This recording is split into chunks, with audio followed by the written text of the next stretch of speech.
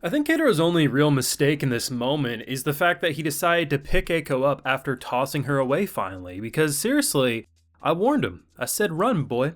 It ain't worth it. She ain't worth it. Leave both of these fools behind, because I've been saying it, with each mission that we go on, he's gonna get worse off. I was expecting a full body cast within 1 or 2 missions. Didn't even consider the fact that his literal life force would get drained. I mean, he goes from getting his throat slit, forced to this new mission, and by the end of this episode, he finishes said mission, yay, hip hip hooray, and what's his reward? Probably having to go on another damn mission next episode, literally looking like he's one step away from being a corpse. But he needs to, it ain't worth it. The dead parent goes, none of this is worth it. You just need to dip like you tried to at the start. Great for an anime. Oh god damn, as it sucks to be him. But pretty great ending to this arc. Definitely a pretty spooky arc, all things considered, but damn.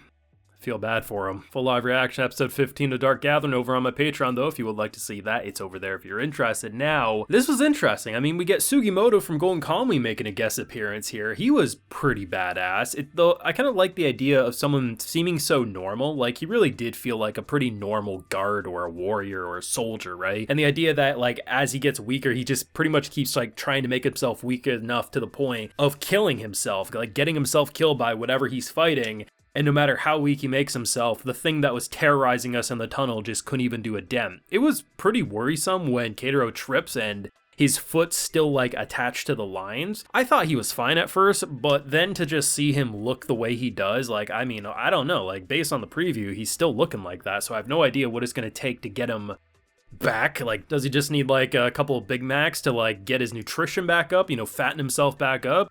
Or is this going to be a situation where he's going to be looking like that for a while, similar to how his arm's all messed up? I don't know, but sucks to be him. I will say, though, Eiko had a couple of pretty good moments in this episode in terms of stopping bad things from happening. First, which I always love it, the little pocket sand, the pocket salt. The idea that our boy gets grabbed when they're just about to get out of the tunnel. And then there is, of course, the moment with our girl Yayoi, who probably would have died there. I mean, you never can say for sure because even though she does say, like, hey, without you, I would have been screwed, but it is Yayoi. She sometimes does pull things from thin air. But the idea of throwing the doll as she's getting pulled back in, I mean, it would have been game over for her, and then most likely game over for everyone at that moment if that didn't happen. I'm very concerned and questionable about the end of the episode because the psycho girl who we're kind of friends with, I understand the idea that she was very close to being friends and, like, didn't want her to just be, like, destroyed, but at the same time, I just have to wonder, like, is there something in Keitaro's brain that has him say, you know what?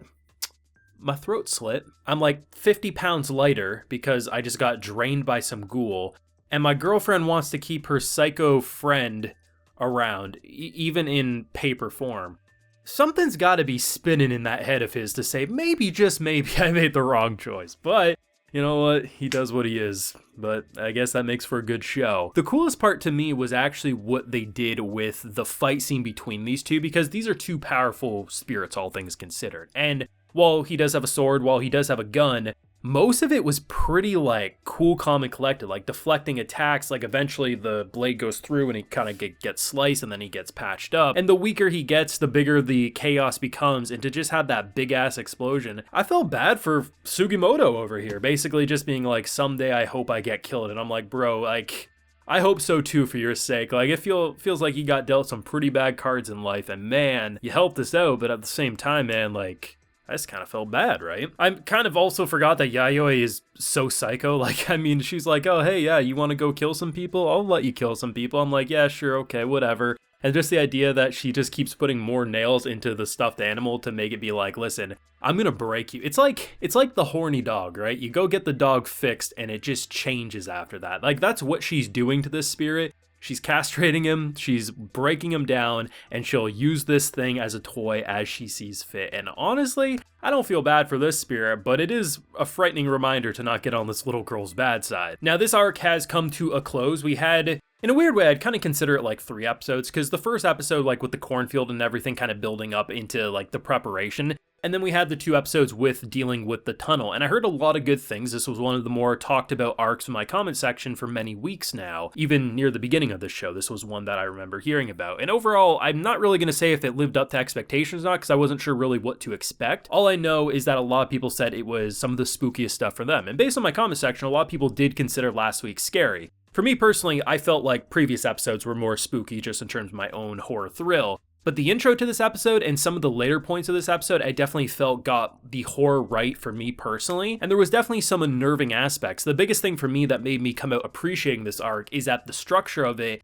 felt very different. It didn't just feel like we were jumping into a big boss fight or like something grabbing us or this or that. Like when Keitaro gets attacked by some lines pretty much following him, I don't know. Is he gonna have no face? Is he gonna look dehydrated? Like there's so much uncertainty with what we deal with. And the fact that he's not getting proper breathing room. Now, granted, maybe next episode he will, because they'll be like, okay, throat slit, that's whatever, he can put a band-aid on that. But this, maybe we do have to give him a bit of a breather. But at the end of the day, like, he is pushing his body through breaking limits. I mean, Yayoi looking fine. She looks like this is just another day in the office. Eiko's simultaneously enjoying this and making friends, and then our boy's just sitting in the back being like, can I just like rest my eyes? And they're like, no, bro, the triple S is right over there. And then you just see Godzilla in the sky and he's like, huh, all right.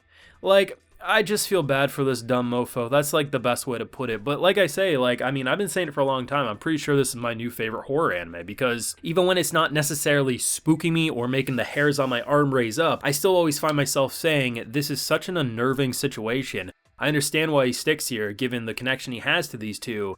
But every rational part of my brain is being like, toss that fool, run for the hills. You tried at the start, man, but they guilt you right back in because you saw them being nice towards you, and then everything just completely crashed. And honestly, I don't know, man. Like, at some point he's losing a limb. That's all I'm saying. It may not happen in this anime season, but I would be shocked if at some point in the manga he didn't lose a damn limb because this just, it ain't looking good for him. Or maybe he'll just have to wear an eye patch because he's gonna get his eyes gouged out. Hell, Eiko came close to losing her eyes in this episode, so you never quite know how brutal they will go. But I do like how they handle gore and the more gory aspects about this because it definitely gets across what you're seeing, whether that's brains, whether that's things sticking out of a severed neck, or the, umbilical cord wrapped around some girl being leashed as a dog. Like, but either way, like, just the way they handle gore and everything is just so insane to me, right? Like, it's just, I don't know where we go with this. I don't know how to deal with certain things. It's just, it spooks me, it unnerves me, and I'm really interested to see what they're going to do next. So, I don't know. I'm excited to see. We're pretty deep into this so far, but like, it feels like we're still just scratching the surface. But let me know what you thought down below, especially because I know a lot of people have been anticipating this arc. Did it live up to your expectations? Let me know down below. Leave a like if you enjoyed, subscribe if you're around here, of course ring that bell so you can get notified when I upload more videos to the channel. And like I mentioned, of course, we do have a full live reaction over on my Patreon, and hey, while you're there, you also get a video shout out. So today we have Zuda, Jonathan Bromelo, Purple Kush, Anthox, Tom Smith, and Mai. So I appreciate the support, everyone. Please take care and have a good one.